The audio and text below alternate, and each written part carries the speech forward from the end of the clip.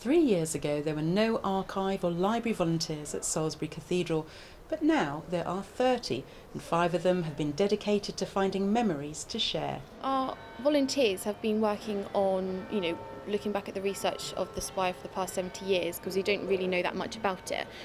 We know lots about, the medieval times and everything like that, but it's really just to kind of celebrate the Spire.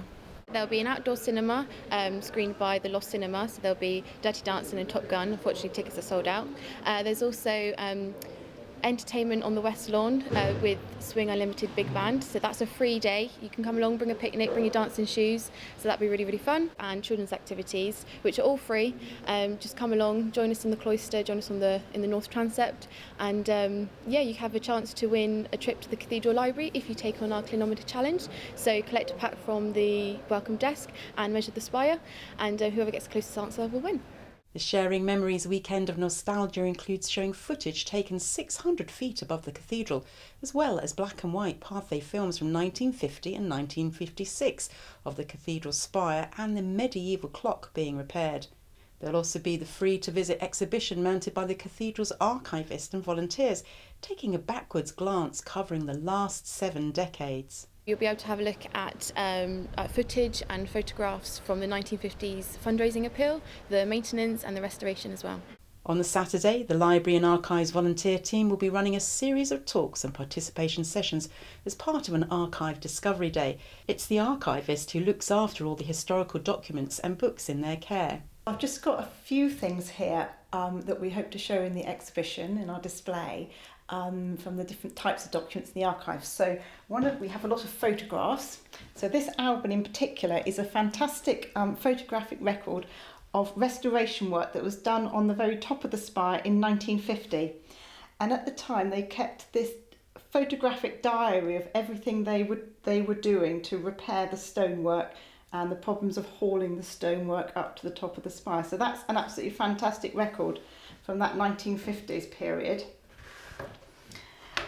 And then there was another big restoration project, again on the sort of lower parts of the spire mainly, in the 1980s. And there's also a big appeal and fundraising. A lot of people in Salisbury raised money in all sorts of different ways for the 1980s spire appeal, which was all through the 1980s up to 1991. This just tells us some information about the work that needed to be done on the spire, which bits needed repairing, how much it was going to cost.